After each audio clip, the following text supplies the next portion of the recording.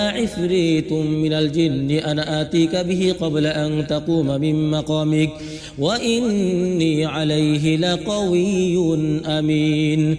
قال الذي عنده علم من الكتاب أنا آتيك به قبل أن يرتد إليك طرفك فلما رآه مستقرا عنده قال هذا من فضل ربي ليبلوني أأشكر أم أكفر ومن شكر فإنما يشكر لنفسه ومن كفر فإن ربي غني كريم.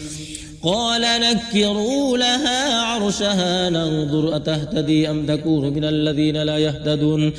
فلما جاءت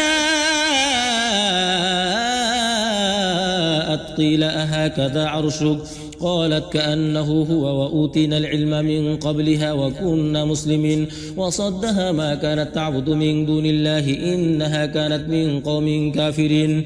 قيل لها ادخل الصرح فلما رأته حسبته لجة وكشفت عن ساقيها قال إنه صرح ممرد من قوارير قالت رب إني ظلمت نفسي وأسلمت مع سليمان لله رب العالمين. ولقد أرسلنا إلى ثمود أخاهم صالحا أن يعبدوا الله فإذا هم فريقان يختصمون. قال يا قوم لم تستعجلون بالسيئة قبل الحسنة لولا تستغفرون الله لعلكم ترحمون. قالوا اطيرنا بك وبمن معك قال طائركم عند الله بل أنتم قوم تفتنون. وكان في المدينة 9 رهط يفسدون في الأرض ولا يصلحون. قالوا تقاسموا بالله لنبيتنه وأهله ثم لنقولن لوليه ما شهدنا مهلك أهله وإنا لصادقون. ومكروا مكرا ومكرنا مكرا وهم لا يشعرون. فانظر كيف كان عاقبة مكرهم أنا دمرناهم وقومهم أجمعين. فتلك بيوتهم خاوية بما ظلموا إن في ذلك لآية لقوم يعلمون. وأنجينا الذين آمنوا وكانوا يتقون. ولوطا إذ قال لقومه أتأتون الفاحشة وأنتم تبصرون أئنكم لتأتون الرجال شهوة من دون النساء بل أنتم قوم تجهلون. فما كان جواب قومه إلا أن قالوا أخرجوا آل لوط من قريتكم إنهم أناس يتطهرون. فأنجيناه وأهله إلا امرأته قدرناها من الغابرين وأمطرنا عليهم مطرا فساء مطر المنذرين. قل الحمد لله وسلام على عباده الذين اصطفى الله خير أما يشركون. صدق الله العظيم. أعوذ بالله من الشيطان الرجيم. بسم الله الرحمن الرحيم. وقال الذين لا يرجون لقاءنا لولا أنزل علينا الملائكة أو نرى ربنا لقد استكبروا في أنفسهم وعتوا عتوا كبيرا. يوم يرون الملائكة لا بشرى يومئذ للمجرمين ويقولون حجرا محجورا. وقدمنا إلى ما عملوا من عمل فجعلناه هباء منثورا. أصحاب الجنة يومئذ خير مستقرا وأحسن مقيلا. ويوم تشقق السماء بالغمام ونزل الملائكة تنزيلا. الملك يومئذ الحق للرحمن وكان يوما على الكافرين عسيرا. ويوم يعض الظالم على يديه يقول يا ليتني اتخذت مع الرسول سبيلا. يا ويلتى ليتني لم أتخذ فلانا خليلا لقد أضلني عن الذكر بعد إذ جاءني وكان الشيطان للإنسان خذولا.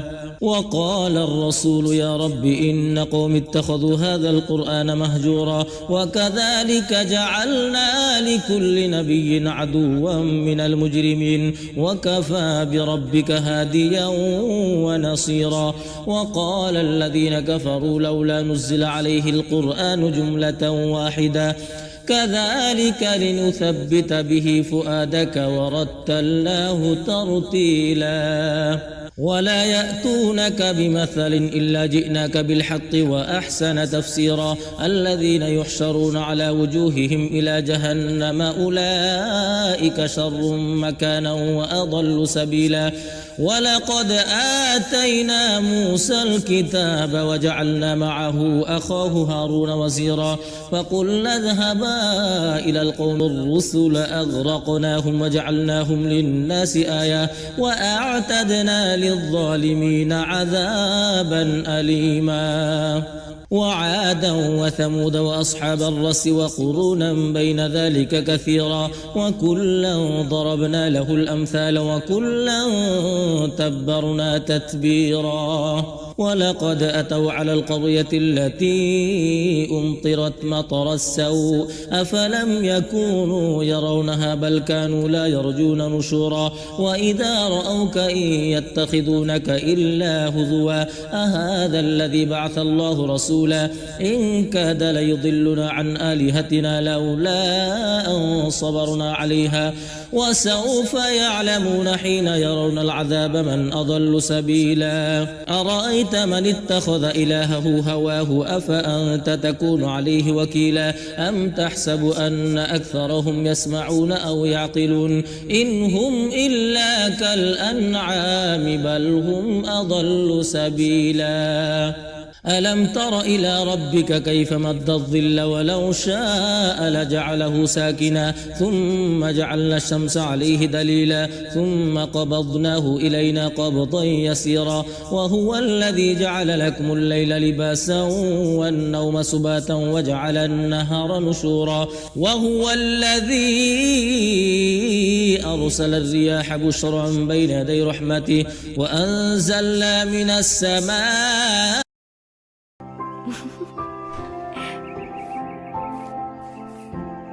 আমার কাজ শেষ, বড্ড খিদে লেগেছে। কেবিনেটে কিশুয়ান লাচ্ছা সেমাই রাখা আছে, একটু রান্না করো না। তোমার সেই সহজ বলো। কিশুয়ান লাচ্ছা সেমাই রেডি। মিষ্টি মিষ্টি দুষ্টুমি বেলা আমি তুমি কাছে জানি তবুও আরো কাছে টানি। কিশুয়ান লাচ্ছা সেমাই, ঝটপট পুষ্টি। وهذا ملح أجاج وجعل بينهما برزخا وحجرا محجورا. وهو الذي خلق من الماء بشرا فجعله نسبا وصهرا وكان ربك قديرا. ويعبدون من دون الله ما لا ينفعهم ولا يضرهم وكان الكافر على ربه ظهيرا. وما أرسلناك إلا مبشرا ونذيرا قل ما أسألكم عليه من أجر إلا من شاء أن يتخذ إلى ربه سبيلا. وتوكل على الحي الذي لا يموت وسبح بحمده وكفى به بذنوب عباده خبيرا. الذي خلق السماوات والأرض ما بينهما في 6 أيام ثم استوى على العرش الرحمن فاسأل به خبيرا. وإذا قيل لهم اسجدوا للرحمن قالوا وما الرحمن أنسجد لما تأمرنا وزادهم نفورا. تبارك الذي جعل في السماء بروجا وجعل فيها سراجا وقمرا منيرا. وهو الذي جعل الليل والنهار خلفة لمن أراد أن يذكر أو أراد شكورا. وعباد الرحمن الذين يمشون على الأرض هونا وإذا خاطبهم الجاهلون قالوا سلاما. والذين يبيتون لربهم سجدا وقياما. والذين يقولون ربنا اصرف عنا عذاب جهنم إن إن عذابها كان غراما إنها ساءت مستقرا ومقاما والذين إذا أنفقوا لم يسرفوا ولم يقتروا وكان بين ذلك قواما والذين لا يدعون مع الله إلها آخر ولا يقتلون النفس التي حرم الله إلا بالحق ولا يزنون ومن يفعل ذلك يلقى أثاما يضاعف له العذاب يوم القيامة ويخلد فيه مهانا إلا من تاب وآمن وعمل عملا صالحا فأولئك يبدل الله سيئاتهم حسنات وكان الله غفورا رحيما ومن تاب وعمل صالحا فإنه يتوب إلى الله متابا والذين لا يشهدون الزور وإذا مروا باللغو مروا كراما والذين إذا ذكروا بآيات ربهم لم يخروا عليها صما وعميانا والذين يقولون ربنا هب لنا من أزواجنا وذرياتنا قرة أعين وجعلنا للمتقين إماما أولئك يجزون الغرفة بما صبروا ويلقون فيها تحية وسلاما خالدين فيها حسنت مستقرا ومقاما قل ما يعبأ بكم ربي لولا دعاؤكم فقد كذبتم فسوف يكون لزاما.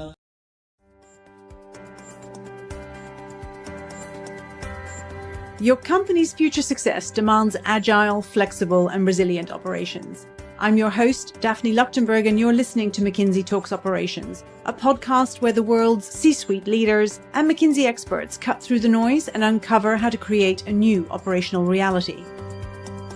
The transition from one year to the next is often a moment to pause and reflect on the year gone by, as well as put in place plans 12 months ahead. For today's episode of McKinsey Talks Operations, I'm delighted to be joined by Dan Swan and Ruth Hoyce, global co-conveners of our operations practice, to do just that. We'll examine the key operations topics of 2024 and think about how they will evolve in the coming year.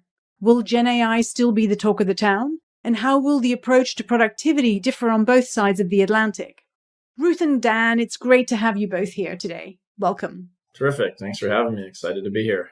Yeah, excited to be here. I think operations will be at the core of many people's minds, has already been in 24 and will for sure be in 25.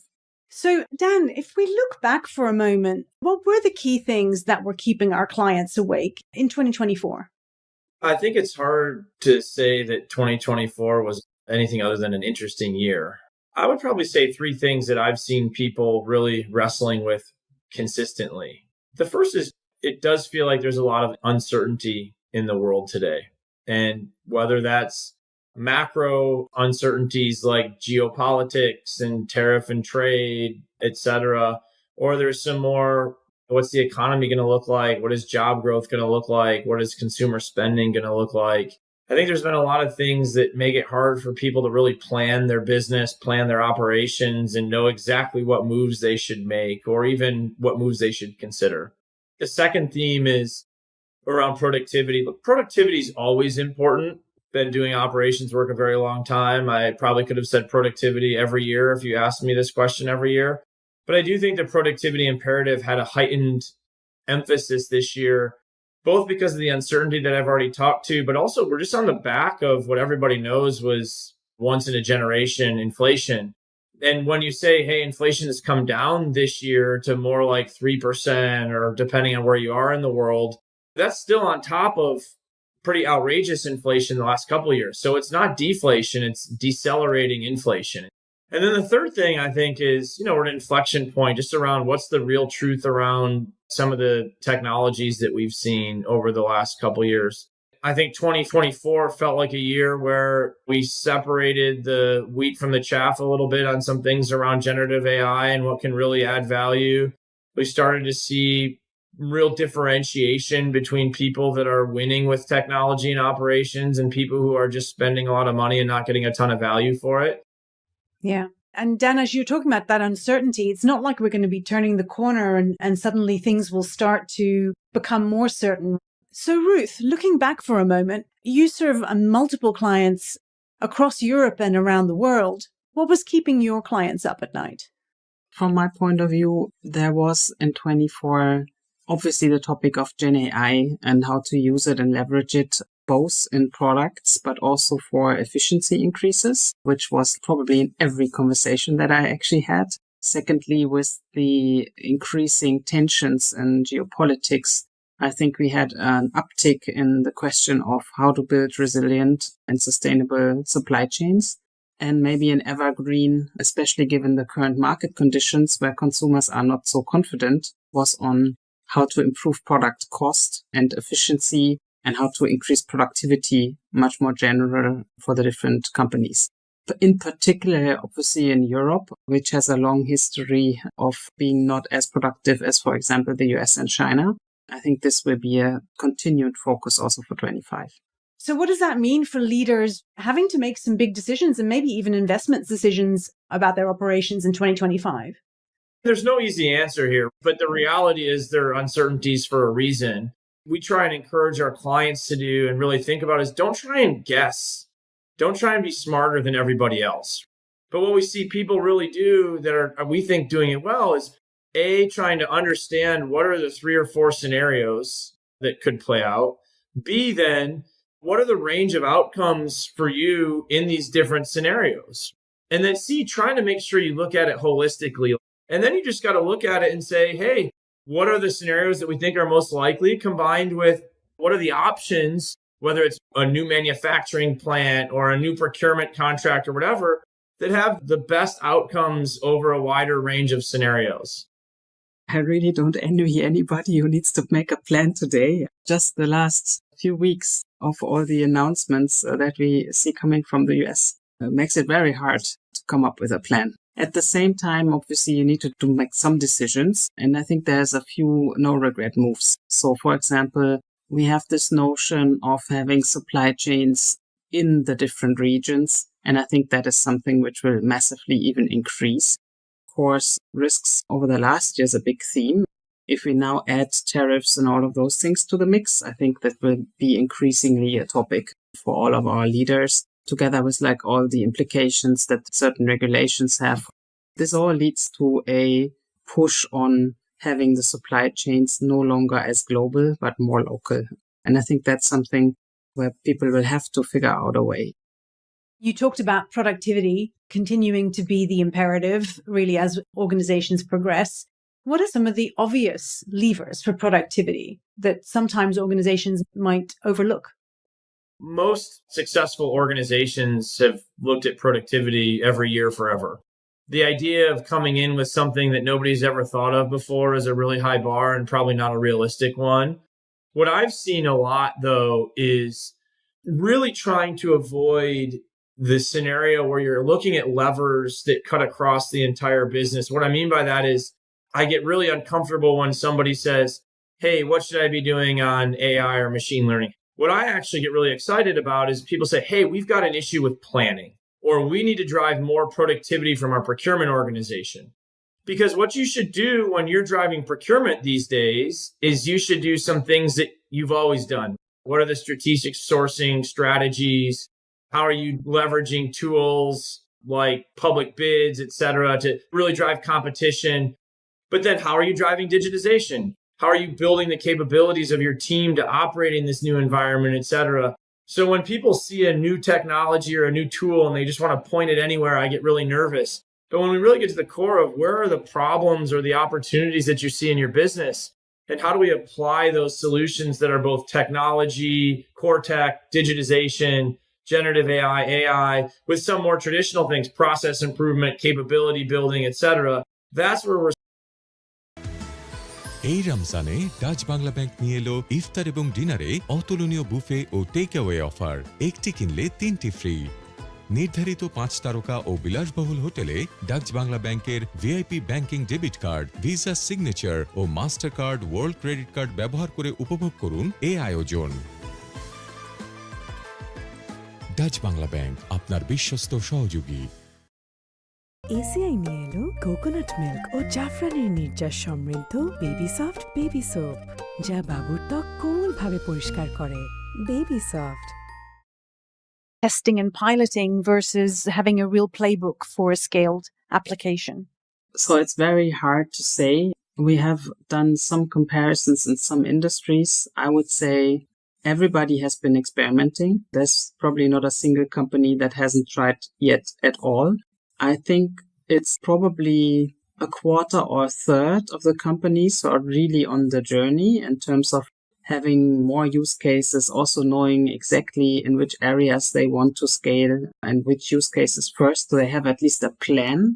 And if you ask about which share of the potential we have actually already captured, I think that's impossible to say, because even if you are belonging to that one third who knows where they want to go, the technology is also advancing so quickly that you also have to add use cases like literally every quarter or so.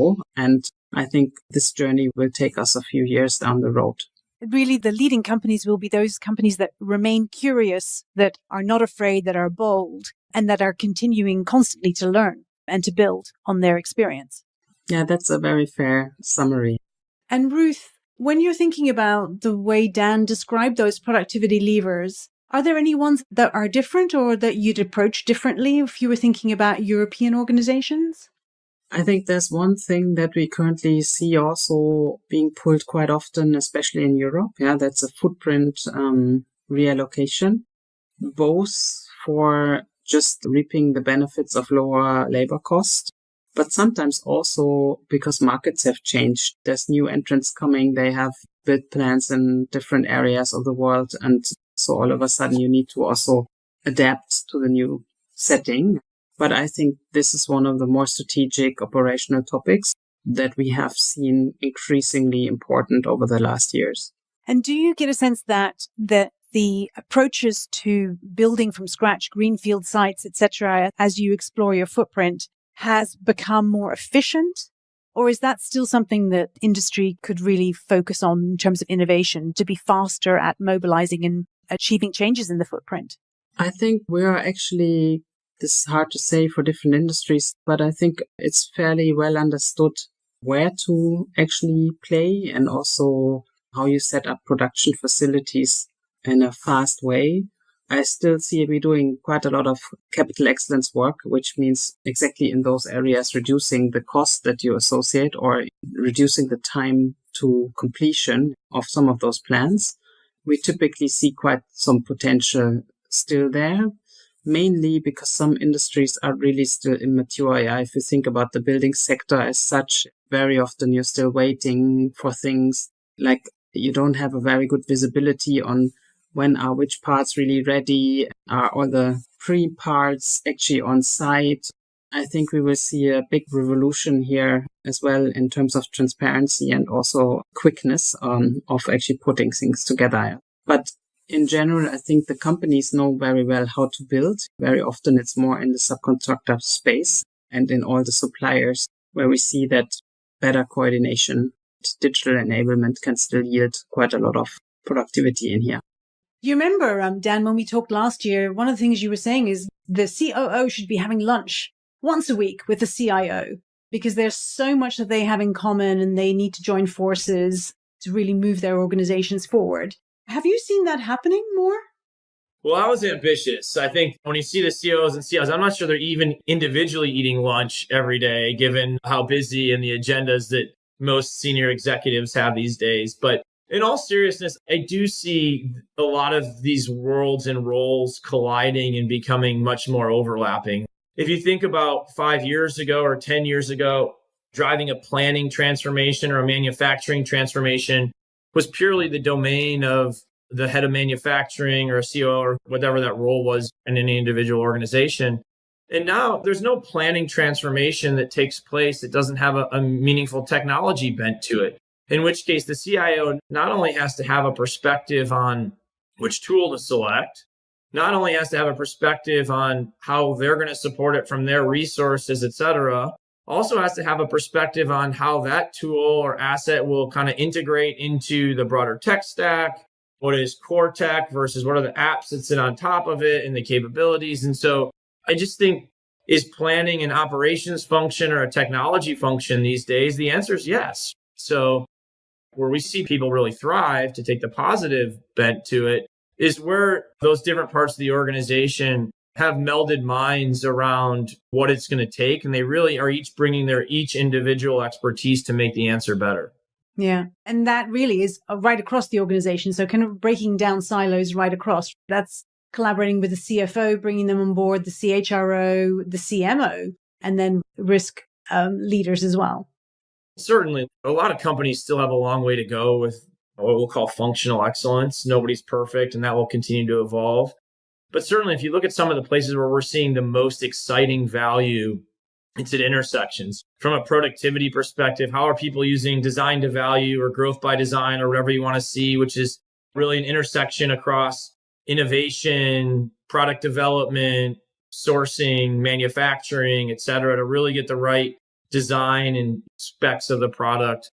When you look at planning and understanding the resiliency that you need in your supply chain and driving stuff every day, it's from procurement all the way to manufacturing and logistics into the commercial function and really into finance in terms of how we're planning our investments. So I could keep going, but so many of the things that we do today are really cross-functional. And the reality is the technology in a way makes it much easier to do that. But in some ways, the technology also makes it harder to do that, because if you don't understand how the technology is ingesting data, how they're using that data, and how they're giving you the information to make decisions, sometimes it's easier for people to see that when it's in a spreadsheet or they've had to do it manually. And so the technology is a massive enabler. It also, in some places, is a real hurdle for people getting the buy-in and mindset that they need to have to kind of drive performance going forward in some of these cross-functional endeavors.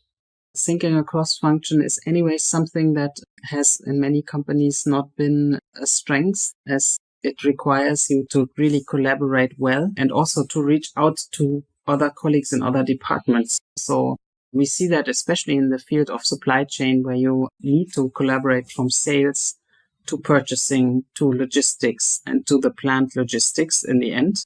And that was historically very difficult. So you would have like a sales planning, and then you would translate it into whatever else until it ends up in manufacturing. And I think that's some very successful companies are currently really integrating the whole view into a better planning mechanism that allows you to also reduce working capital, cash you need, and it just gives you also, again, a better customer experience because your time to market is much faster. So I think absolutely, as you say, cross collaboration is very much needed. And in terms of the operating model, I think that's also a very, very important topic, because if you think about Gen AI giving you the potential to reduce the amount of time that you need for any given task, that doesn't mean that you can necessarily get 50, 60, 70% out of all of the tasks. So you have a very differentiated view on where you can pull which levers, which means you have to redesign your organizational model, as in some areas you are able to get rid of 50% of the tasks, while in other it's only 10. So, and creating this new view of how we work together, leveraging technology in a much better way, is an ongoing source of change, I believe. Yeah. And actually getting buy-in and getting leadership to commit to big investment decisions is becoming harder and harder. I'm getting a sense.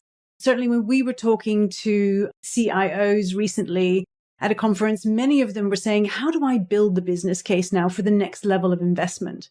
And what would your advice be there, Dan? Well, it's kind of funny. When people often go to build business cases, the powers that be that are approving said business cases talk about, let's build in this flexibility. We need to understand the resilience. And then the number comes back and it's too big. And it's like, okay, well, what gets stripped out a lot of times is all that resilience and all that flexibility. So you get one complexity there. The second complexity you have is, look, I think a lot of CFOs and CEOs are a bit scarred by some technology investments that have been made in the past. I think CIOs and CFOs and CEOs, there's a lot more scrutiny around what are the benefits that we're going to see. And not just are those benefits going to be there, but can we actually capture those benefits? I was at a client recently and The conversation is massive SG&A improvement from a technology, which is absolutely true, but it comes from 10 or 20% of hundreds and thousands of people versus 100% of people. And so how do you actually think about monetizing that? One of the things that we're seeing is trying people to get much more sharp on